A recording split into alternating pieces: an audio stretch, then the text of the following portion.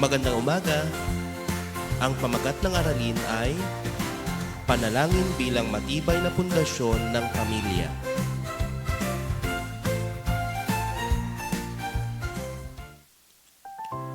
Paraan ng pakikibahagi sa sama-samang pananalangin ng pamilya sa anumang sitwasyon.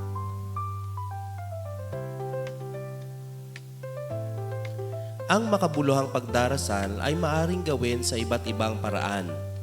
Sa pamilyang Pilipino, karaniwang ginagawa ang pagdarasal bago kumain at bago matulog. Bukod sa mga pagkakataong nabanggit, may mga iba pang paraan ng pakikibahagi sa sama-samang panalangin gaya ng sumusunod.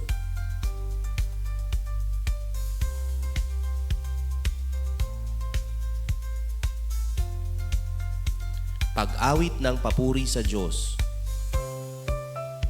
Ito ay isang magandang paraan ng pakikibahagi sa panalangin. Sabi nga sa isang kasabihan na ang pag-awit ay 2 beses na pananalangin. Pagkatapos umawit ay maaaring ipagdasal ang isa't isa.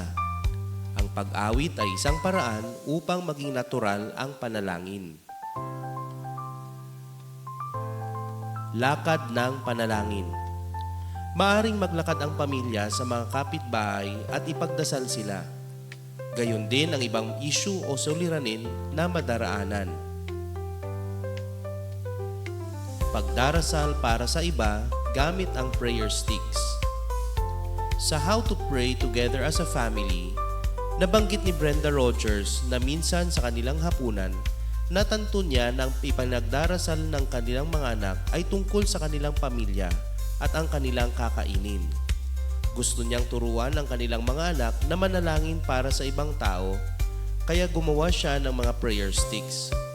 Kumuha siya ng mga popsicle sticks at nagsulat ng isang tao o isang pangangailangan sa bawat stick. Inilagay ang mga patpat sa isang malit na timba. Kapag umupo sila sa pagkainan, ang bawat isa sa kanila ay bumubunot ng isang patpat at nananalangin para sa taong iyon at pangangailangan niya.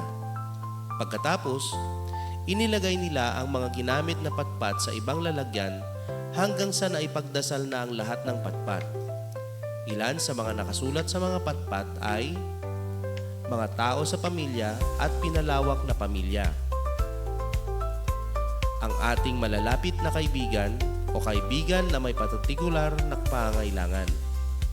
Ang mga guro, ang mga pinunong babae sa simbahan, ang pastor at iba pang pinuno ng simbahan, ang mga pinuno sa politika, mga taong walang tirahan, mga taong may sakit, mga taong hindi nakakilala kay Jesus, mga hindi pa isinasilang na sanggol at kanilang mga ina, mga batang may sakit o kapansanan, mga taong nalulungkot, mga misyonero, mga taong inaapi, ang nakakatanda, para bumalik si Jesus sa lalong madaling panahon, at iba pang nangangailangan ng panalangin.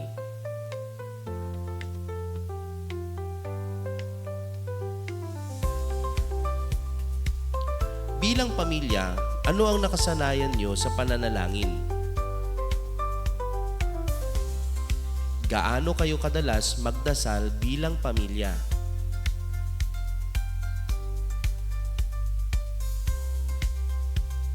May takdang oras ba ang inyong pagdarasal?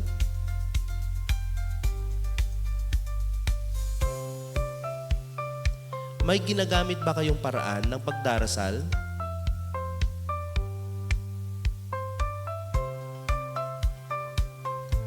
Iba't ibang relihiyon at paraan ng pananalangin. Sa bawat pangkat na nabuo, isulat sa kahon sa kaliwa ang inyong relihiyon o sektang kinabibilangan. Sa kanan naman, isulat ang mga paraan ng inyong pananalangin at pagpapahayag ng pananampalataya ayon sa relihiyon o sektang kinabibilangan.